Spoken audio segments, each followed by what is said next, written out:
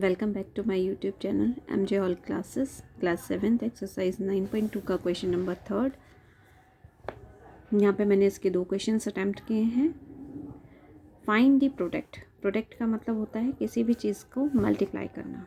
ठीक है, अब यहाँ पर मल्टीप्लाई करना है और डायरेक्ट ही आप इसमें सिर्फ साइन का ही ध्यान रखेंगे और कोई प्रॉब्लम नहीं है। इन क्वेश्चंस में आप इजीली इनको मल्टीप्लाई कर सकते हैं।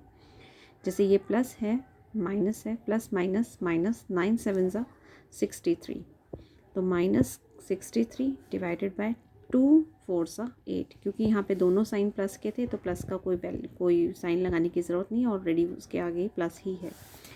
लेकिन अगर इस तरह का क्वेश्चन आ जाए, क्योंकि यहाँ पर थोड़ा सा चेंजेस होता है कि जो मल्टीप्लाई है वहाँ पर प्लस प्लस प्लस तो होता है, लेकिन माइनस अगर माइनस आ जाए, 2 साइन अगर माइनस के मल्टीप्लाई हो जाएं तो आपके ये दोनों साइन जो हैं वो कैंसिल आउट हो जाएंगे और साइन प्लस का ही आ जाएगा।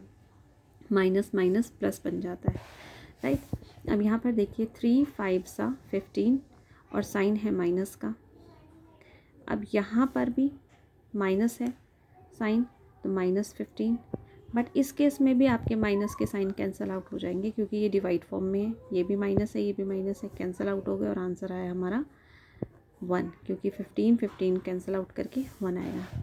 एक तरीका आपका ये है कि आप इस तरीके से कर सकते हैं। एंड सेकंड क्वेश्चन को अटेम्प्ट करने का एक और वे है, आप इसको इस तरीके से लिखिए। वापस क्वेश्चन को मैं लिख रही हूँ दोबारा से। अब यहाँ पर देखिए, इसका न्यूमरेटर 3 है और इसका डिनोमिनेटर 3 है। ये दोनों आपस में कैंसिल आउट हो जाएंगे 1 पर।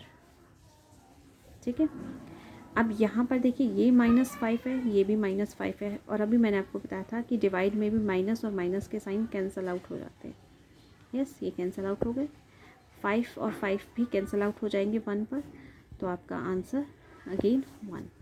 आप चाहे इस तरीके से करिए, पूरा कंप्लीट मल्टीप्लाई कीजिए और आफ्टर दैट आप इसको डिवाइड कीजिए, या आप डायरेक्ट अगर सेम आपको दिख रहा है, नंबर्स डिजिट सेम दिख रही हैं, आप उसको डायरेक्ट भी कर सकते हैं और आंसर इस तरीके से निकाल सकते हैं, राइट। इसका question number 4 and the last question इस एक्सरसाइज का ये लास्ट क्वेश्चन है। हम इसको अटैम्प्ट करेंगे। यहाँ पर जस्ट आपको ध्यान रखना है इस डिवाइड के साइन का। जैसे यहाँ पर -4 है तो -4 के नीचे हम अज्यूम कर सकते हैं 1।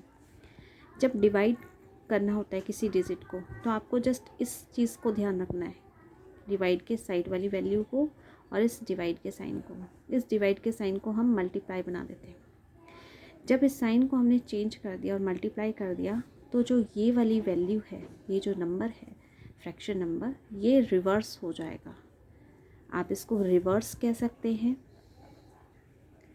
रिवर्स करना, इन्वर्स करना, क्वेश्चन आते हैं इससे रिलेटेड भी, इन्वर्स करिए, या आप इसको रेसिप्रोकल कह सकते हैं। तीनों का मतलब एक है कि इसको हम उल्टा कर दें, यानी कि जो इसका न्यूमरेटर था उसको हम डिनोमिनेटर बना दें और जो उसका डिनोमिनेटर था उसको न्यूमरेटर कर दें।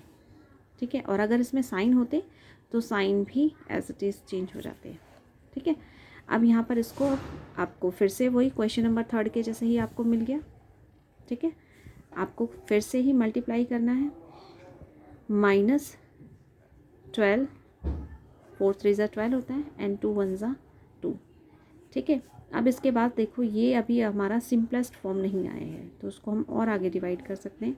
2 1 ज़ा 2 एंड 2 6 ज़ा 12, और 1 नहीं भी लिखेंगे तो भी चलेगा। यहाँ पर आ जाएगा हमारा -6 इज़ दी आंसर। अब इस क्वेश्चन को अटेम्प्ट करने का एक तरीका मैंने आपको ये बताया, और इसी चीज़ को, क्योंकि ये मल्टीप्लाई में था, मैंने आपको एक चीज़ और बताई थी ना कि मल्टीप्लाई में हम एक चीज़ और कर सकते हैं। जैसे यहाँ पर जो ये 2 है, इस 2 को और इस 4 को हम यहीं कैंसिल भी कर सकते हैं। जैसे मैंने इसको किया, 2 1 ज़ा 2 एंड 2 2 ज़ा 4। अब देखो इस 1 की कोई वैल्यू नहीं है और हम इसको डायरेक्ट भी लिख सकते हैं कि -2 को मल्टीप्लाई मैंने किया 3 से तो आ गया मेरा -6 and this is the answer. आप कोई भी वे करो आपका आंसर यही आएगा। आप चाहे इस तरीके से लीजिए कि आप डायरेक्ट मल्टीप्लाई कर रहे हैं और उसके बाद उसको कैंसिल आउट करें, या आप कह सकते हो उसको सिंपलेस्ट कर रहे हैं तो भी आपका -6 आ रहा है, या आप यहीं पर इसको डिवाइड करके इसको सॉर्ट आउट कर रहे हैं, ठीक है, यहाँ पर अगर आप इसको सॉर्ट आउट कर रहे हैं और तब आपका आंसर तब भी आपका -6 आ रहा है, तो ये इजी वे हो जाता है कि हम इतना बड़ा मल्टीप्लाई ना करके उसको आगे चल के भी हमने सिंप्लीफाइज करना है, तो क्यों ना हम क्वेश्चन में ही सिंप्लीफाई करने की कोशिश करें, क्योंकि हमारा न्यूमरेटर और डिनोमिनेटर अगर एक टेबल में आता है तो हम वहाँ पर उसको सॉल्व कर सकते, शॉर्ट कर सकते। आई होप सो कि आपको ये क्वेश्चन समझ में आए होंगे। अगर आपको समझ में आए हैं तो इस चैनल को ज़्यादा से ज़्यादा लाइक कीजिए एंड सब्सक्राइब कीजिए। इसके बाद मैं क्लास 8 के नोट्स जो हैं वो अपलोड करने वाली हूँ, क्योंकि मेरी क्लास के स्टूडेंट जो हैं अब 8 में आ जाएंगे और उनके लिए मुझे उनको भी पढ़ाना है, और उनके साथ साथ मैं आप लोगों के लिए भी वीडियो अपलोड करूँगी। Thank you so much.